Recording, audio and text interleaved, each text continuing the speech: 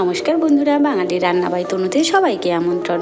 চলে এসেছি আজ আপনাদের কাছে আরও একটি নতুন রেসিপি নিয়ে। আজকের রেসিপি টমেটোর চাটনি, একদম জল ছাড়া। আমি ঠিক যেভাবে বানিয়েছি আপনারাও সেভাবে বানিয়ে ফেলুন। সুন্দর একটি রেসিপি, আপনাদেরও শেখা হয়ে যাবে। খুব বেশি দেরি না করে এখন রেসিপিতে যাওয়া যাক। প্রথমে আমি কড়াইতে সর্ষের তেল দিয়েছি। তেলের মধ্যে দিয়ে দেব একটা তেজপাতা, একটা শুকনো লঙ্কা আর দিয়ে দেব সামান্য 5 ফোড়ন। এখন ভালোভাবে নাড়াচাড়া করে নেব।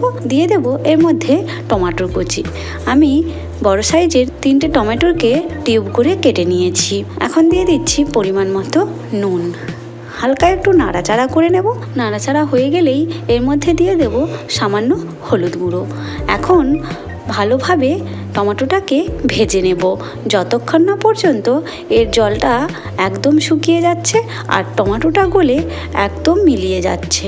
ততক্ষণ পর্যন্ত এই টমেটোটাকে ভেজে যেতে হবে। আপনাদেরকে দেখিয়ে দিচ্ছি কিভাবে ভাজতে হবে।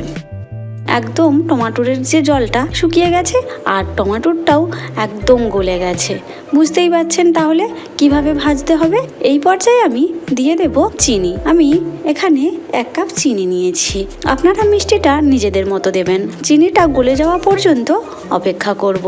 যখনই দেখবেন চিনিটা সুন্দরভাবে গলে গেছে তখনই কিন্তু আপনাদের চাটনিটা হয়ে গেছে। এখানে আমি কোনো প্রকার জল ব্যবহার করিনি।